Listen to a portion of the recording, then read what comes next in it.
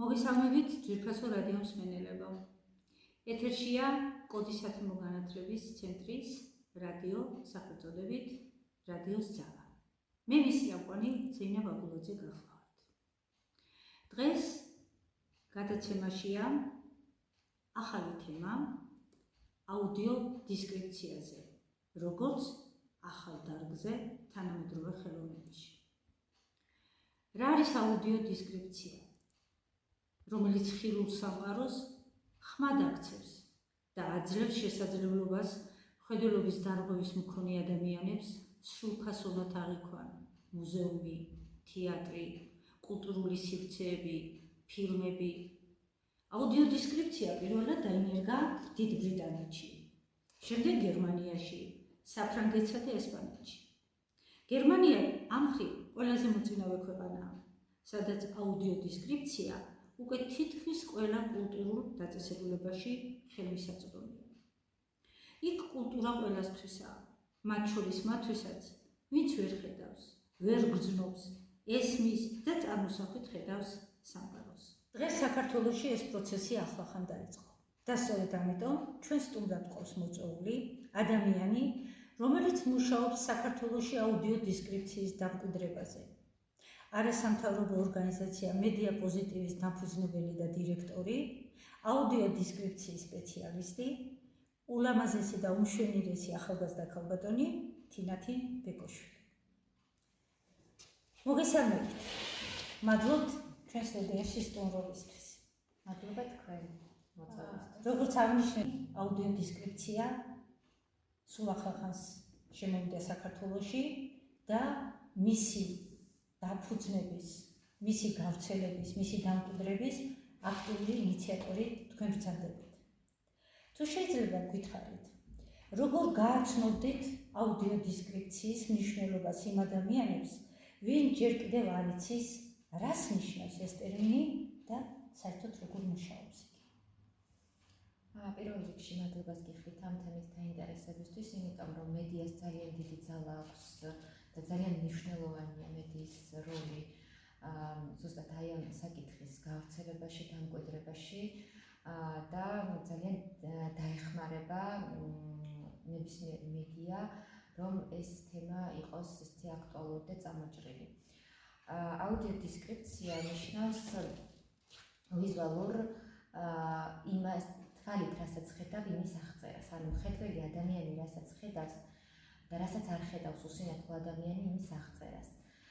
მაგალითისთვის გეტყვით, რომ ჩვენ არასამთავრობო ორგანიზაცია მედია პოზიტივმა უკვე 3 წელია, რაც დავიწყეთ ესეთ აქტიურად ჩართულობა აუდიო დისკრიფციის მიმართულებით.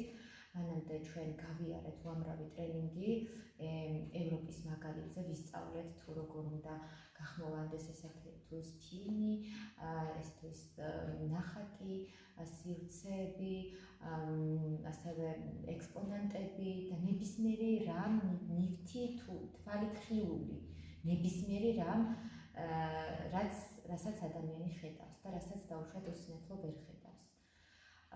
აუდიო დისკრიფცია ძალიან ბევრი წლებია ევროპაში არსებობს, დაახლოებით 20-30 წელს ითვლის უკვე და ეს თავიდან როგორც თქვენ აღნიშნეთ დაფუძნდა დიდ ბრიტანეთში და შემდეგ სხვადასხვა ევროპის ქვეყნებშიც დაინერგა და ძალიან მნიშვნელოვან როლს ასრულებს უსინათლო ადამიანების ცხოვრებაში. იმისთვის რომ აი უფრო რომ დავიკონკრეტოთ, როდის და როგორ დაიწყო კონკრეტულად აუდიო დისკრიფციის გავრცელება საქართველოში? აი რა იყო ამის მიზეზი, რა პირობები უძღოდა წინ, ეს გამოცდილება ევროპიდან ვინ შემოიტანა, რა იყო ამის წინაპირობები, როდის დაიწყო დისკრიფციაზე ფიქრი საქართველოში? რამდენიმე წელია, რაც რამდენიმე ადამიანმა სცადა, რომ გაიკეთებინა აუდიო დისკრიფციით ფილმები მხოლოდ და მხოლოდ და დაეწყოთ პოლონეთის მაგალითზე და არ ვიცი ზუსტად 5-6 წლის წინ სავარაუდოდ, თუმცა ეს იყო ერთჯერადი პროექტი, რამოდენიმე ფილმი გახმოვანდა, შემდეგ დისკებზე გადავიდა და დაიგდა მხოლოდ და მხოლოდ უსინათლოებში. თუმცა 2-3 წლის წინ მე მივიღე შემოთავაზება პოლონეთის საელჩოსგან და ფონდ ჰუმანდოკისგან, რომ ქონდა თუ არა სურვილი ჩემს ორგანიზაციას, რომ გაევლო აუდიო დისკრიფციის ტრენინგები. რა თქმა უნდა, სიამოვნებით დავთანხმდი მიუხედავად იმისა, რომ ძალიან რთული იყო და არ ვიცოდი, მე თვითონაც თავად არ ვიცოდი რა პროფესია იყო, რა სპეციალობა იყო, თუმცა ძალიან დავინტერესდი, იმიტომ რომ იყო ჩემი მონათესავე პროფესია. მე რადგან კინორეჟისორი გახლავართ, ეს იყო ძალიან ახლოს ჩემთან და ძალიან დავინტერესდი ამით. ჩვენ გავიარეთ ტრენინგები, ალბათ საერთაშორისო სერტიფიკატები და ჩემი გუნდი არის აბსოლუტურად გადამზადებული და სერტიფიცირებული აუდიო დისკრიფტორების და მეც ერთადერთი მცირემხედველი ადამიანი ვარ, ვისაც აუდიო დისკრიფციის სპეციალობა, ასე ვთქვათ, შევისწავლე და მაქვს დაუშვათ მომენიჭა ამისი სერტიფიკატიც. და ჩვენ მე როდესაც გადავხედე ამ სიტუაციას საქართველოში, კი იყო მცდელობები, რომ დანერგილი იყო მცდელობები, რომ გაკეთებული იყო აუდიო დისკრიფცია, თუმცა არ იყო ამის განვითარების გზა არ ჩანდა. ამიტომ დავისახე მიზნად, რომ აუდიო დისკრიფციის განვითარებას და დამკვიდრებისთვის უნდა შემეწყო ყველანაირად ხელი და ყველა გზა უნდა მენახა იმისთვის, რომ ეს დამკვიდრებული იყო საქართველოში. ეხლაც დამკვიდრების პროცესია, არის ძალიან ესეთი ცნობიერების დაბალი დონე არის საქართველოში, როგორც უსინათლოების მხრიდან, ასევე ჩვეულებრივ მხედველი ადამიანების მხრიდანაც, ჯერჯერობით არის ეს ახალი, ინოვაციური მიმართულება, რომელიც ჯერ არ იცის, ნაკლებად იცის ადამიანებმა, საზოგადოებამ და ამიტომ მაქსიმალურად ვცდილობ, რომ გავავრცელო და ყველაფერი, რაც კი არსებობს, ყველაფერი იყოს აუდიო დისკრიფციით ხელმისაწვდომი ყველასთვის. თქვენ ბრძანეთ, რომ ცნობიერების დონე ძალიან დაბალია საქართველოში ამ კუთხით. მაშინ გითხარით, როგორია ევროპული გამოცდილება, როგორ გაართვეს თავი ამ ყველაფერს კულტურულ სივრცეში, საგანმანათლებლო სივრცეში და რა სირთულეებს აწყვეტით დღეს საქართველოში, როგორც ფინანსური, ისე ცნობიერების დონეზე. დიახ, ევროპის მაგალითზე, სხვათა შორის ეს მაძლევს ძალიან დიდ იმედს, რომ ევროპაშიც, რა თქმა უნდა, ბევრი წელია უკვე დანერგილი აუდიო დისკრიფცია, თუმცა საკმაოდ კარგად არის უკვე დანერგილი და მაძლევს ამის იმედს, რომ ჩემმა კოლეგებმა, ევროპელმა კოლეგებმა საკმაოდ ბევრი იწვალეს და იშრომეს იმისთვის, რომ დამკვიდრებულიყო და გავრცელებულიყო ევროპაში და ამაში ძალიან დიდი როლი ითამაშა ადგილობრივმა ხელისუფლებებმა. საკმაოდ კარგად მიიღეს ეს პროცესი, რომ ის იყო სავალდებულო და მე მინდა ყველას ვუთხრა, რომ ეს არის სასიცოცხლოდ მნიშვნელოვანი უსინათლო და მხედველობის დარღვევის მქონე ადამიანებისთვის, იმიტომ რომ როდესაც ჩვენ პირველად გავაკეთეთ აუდიო დისკრიფციით ფილმი, რამდენიმე უსინათლო იყო, რომელმაც მითხრა, რომ პირველად ნახა ცხოვრებაში ფილმი. მანამდე ნანახი ფილმი არ ქონდა და ხომ წარმოგიდგენიათ, ანუ ყოველგვარ კულტურას, ხელოვნებას არიან ეს ადამიანები მოკლებული და შესაბამისად მე ყველას და მოვუწოდებ, რომ ჩაერთონ ამ პროცესში ჯანმრთელი ადამიანებიც, ეს არის მათთვის ძალიან მნიშვნელოვანი, იმიტომ რომ არავინ არ ვარ დაზღვეული არაფრისგან და შეიძლება წლების შემდეგ ჩემი კოლეგა ამბობს და მასწავლებელი, ერთ-ერთი აუდიო დისკრიფტორი, წლებთან ერთად შეიძლება ჩვენც გავხდეთ აუდიო დისკრიფციის გამომყენებლები, იმიტომ რომ როდესაც ასაკი ემატება ადამიანის ხედელობა უქვეითდება და არ ვართ არავინ დაზღვეული, ამიტომ ყველამ ერთად უნდა თითო აგური დავდოთ, გავავრცელოთ, გავაზიაროთ ასეთი ვიდეოები, ხშირად ტელევიზიებმა, რადიოებმა უნდა მიიღონ მონაწილეობა და ჩართულობა უნდა იყოს ბევრი და ამიტომ აი დღეს საქართველოში რა თქმა უნდა არის ფინანსური პრობლემებიც, ტექნიკური პრობლემები არ გვაქვს, რა თქმა უნდა ჩვენ გვაქვს აუდიო დისკრიფციის სტუდია,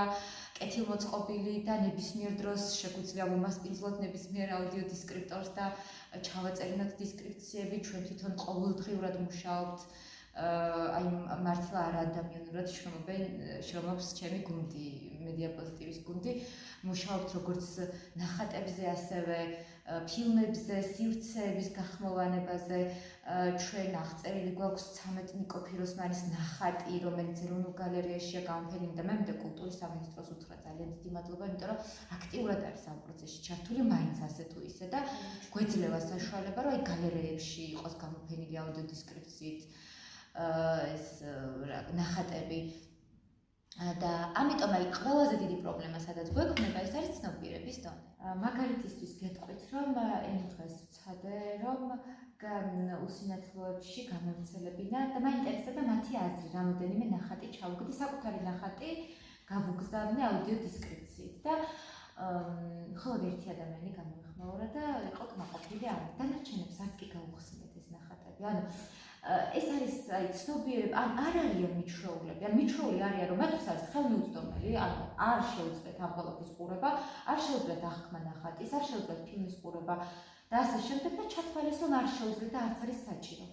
ამიტომ კიდევ ერთხელ ვიმეორებ, ეს არის სიცოცხლოდ მნიშვნელოვანი, რომ ეზიაროთ კულტურას, ხელოვნებას, იყოთ დამოუკიდებლები აბსოლუტურად, გადაადგილდეთ დამოუკიდებლად აუდიო გიდების მეშვეობით, სივრცე იყოს ადაპტირებული და გახმოვანებული, საღამოს რომ მოგინდებათ განმარტოვება, ზოგადად უსინათლოსთან სიამხედველის პრობლემა არის, რომ დამოუკიდებლობას კარგავენ და არ არიან დამოუკიდებლები და თავისუფლება არ აქვს და ამიტომ ეს არის ერთ-ერთი საშუალება, რაც საკუთარ თავთან რჩები მარტო და შეგიძლია მიიღოს სიამოვნება და მარტო დამოუკიდებლად უყურო ფილმს. იმდენად დამაჯერებელი მხარეები ჩამოთვალეთ აუდიო დისკრიფციის, რომ ამის ფონზე ძალიან ოპტიმისტურად განვეწყე და როგორ ფიქრობთ, აქვს მომავალი საქართველოში აუდიო დისკრიფციას, დადგება ის დრო, როდესაც თეატრები, ტელევიზიები, მუზეუმები უზრუნველყოფილი იქნებიან აუდიო დისკრიფციით და ყველა შეშლილ პირს უსინათლოს, მცირე მხედველს და სხვადასხვა პრობლემებს ხედავთ, თუნდაც ჩვენ ადამიანებს, რომლებიც დღეს სულიად ნორმალურად ხედავთ და აღვიქვათ სამყაროს და ხვალე შეიძლება ჩვენც დავჭირდეს ეს, დადგება საქართველოში იმისი ფუფუნება, რომ ყველასთვის მისაღები იქნება აუდიო დისკრიფცია და სამყაროს ყველა თანაბრად მიიღებს სამყაროს თავისი დადებითი ლამაზი მხარეებით. უნდა გქონდეს მომავალი და ალბათ გარკვეულწილად ჩემზეც არის დამოკიდებული, ექნება თუ არა მომავალი და ამ გუნდზე, რომლებიც დღეს მუშაობენ აუდიო დისკრიფციაზე, ხო, მედია პოზიტივის გუნდზე. მე პირადად პირობას ვდებ, რომ არ გავჩერდები იქამდე, სანამ ეს არ იქნება ძალიან აქტუალური თემა, სანამ ყველა მუზეუმი არ ადაპტირდება საქართველოში, სანამ ყველა ფილმი არ ადაპტირდება, ყველა სივრცე არ ადაპტირდება, ნახატები არ ადაპტირდებიან, მე არ ვაპირებ გაჩერებას და ამიტომ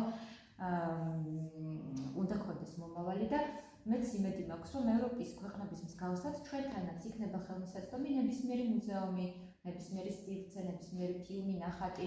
ჩვენთანაც უკვე იზრუნებენ რეჟისორები იმაზე, რომ ფილმს რო გადაიღებენ, მარტო ერთი ტიპის მაყურებლისთვის არ გათვალონ ეს ფილმი, მხედველებისთვის არ გათვალონ და ბოლოს და ბოლოს თუ ვამბობთ, რომ ცხოვრობთ 21 საუკუნეში, მაშინ თანაბარი უფლებები გვაქვს, თანაბარი შესაძლებლობები გვაქვს ყველას და ამიტომ ერთმანეთს უნდა შევუქმნათ ეს გარემო.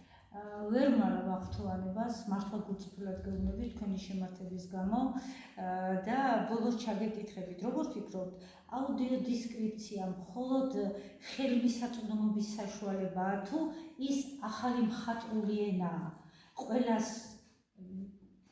ურთიერთობისთვის, ახალი დამოკიდებულებებისთვის, სამყაროს ახალი აღქმისთვის, ეს მარტო საშუალებაა თუ ახალი მხატვრული ენაა?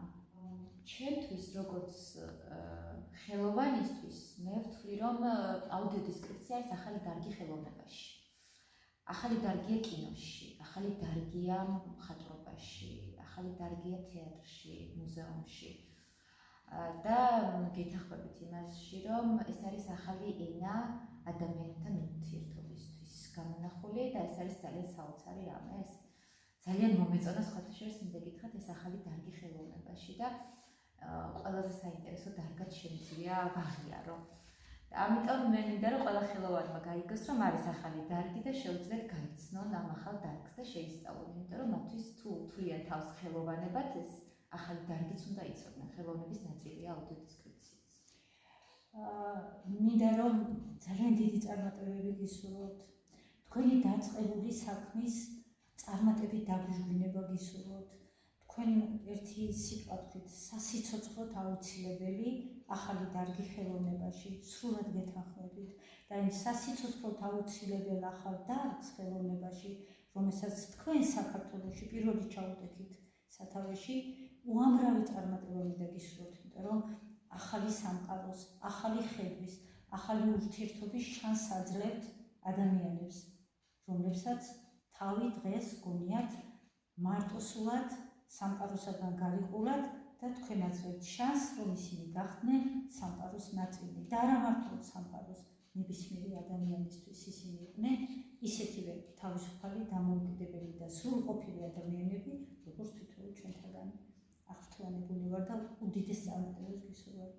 მადლობა თქვენ. მაშასე, როგორც ჩვენმა არაჩვეულებრივმა სტუმარმა დაგვარწმუნა, აუდიო დესკრიფცია მხოლოდ ტექნოლოგიური ინოვაცია არ არის.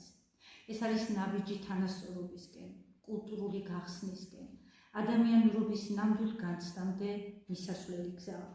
ჩვენ ყველანი ვსწავლობთ სამყაროს დანახვას, ზოგჯერ თვალებით, ზოგჯერ შეგრძნებით, დარჩეთ ჩვენთან. გაუზიარეთ ეს ეპიზოდი მათ, ვისაც ჯერა ინკლუზიური მომავლის და გახსოვდეთ, კულტურა მაშინ არის ნამდვილი, როცა ის ყველასთვისაა. მადლობთ ყურადღებისთვის. აუდიო დესკრიფცია უზრუნველყოფს ფილმების, ნახატების ან სხვა მულტიმედიური შინაარსის ძირითადი ვიზუალური ელემენტების სიტყვიერ აღწერას. აუდიო დესკრიფცია უსინათლოებს საშუალებას აძლევს სრულფასოვნად ჩაერთონ კულტურულ ცხოვრებაში. მხატვარი ნიკო პიროსმანი. შექმნის თარიღი 1909 წელი. შესრულების ტექნიკა მუშაბა ზემჩი. მაშინ როცა ჩვენი საზოგადოება გააცნობიერებს თუ რა საჭიროებების წინაშე დგანან უსინათლოები, გვექნება შესაძლებლობა დავნერგოთ რაიმე სახის ცვლილებები. ევროპაში აუდიო დესკრიფცია განსაკუთრებულ როლს თამაშობს უსინათლოების ცხოვრებაში. იმისთვის, რომ საქართველოშიც დამკვიდრდეს აუდიო დესკრიფცია, ძალიან მნიშვნელოვანია ხელისუფლების, ადგილობრივი ორგანიზაციების და ევროკავშირის მხარდაჭერა. აუდიო დესკრიფცია შეიძლება ნებისმიერ ჩვენგანს დასჭირდეს. ასაკის მატებასთან ერთად მხედველობის დაკლების შანსი დიდია. ამიტომ, რამდენიმე ათეული წლის შემდეგ შეიძლება თავად ვისარგებლოთ იმ აუდიო დესკრიფციით, რომლის განვითარებასაც დღეს ხელს ვუწყობთ. აუდიო დესკრიფციის არსებობამ გაამრავალფეროვნა ჩემი ცხოვრება. მნიშვნელოვანია ვიზუალური კონტენტის შექმნისას გახსოვდეთ, რომ ჩვენც აქ ვართ და ვსაჭიროებთ მხარდაჭერას, რომ ჩვენც გვაინტერესებს ის, რასაც თქვენ ფართო საზოგადოებისთვის ქმნით. ამაყივა, რომ საქართველოში უკვე არსებობს პროფესიონალი აუდიო დესკრიფტორთა გუნდი და მეც ამ გუნდის წევრი ვარ. მე შემიძლია უფრო მარტივი გავხადო მხედველობის დარღვევის მქონე ადამიანის ცხოვრება. მე მჯერა, რომ ყველა უსინათლო ადამიანის ხმა მოვა თქვენამდე. მე მოუწოდებ ყველა ჩემს კოლეგას, რომ მათი ფილმები და ხელოვნების ნიმუშები გახადონ ადაპტირებული მხედველობის დარღვევის მქონე ადამიანებისთვის.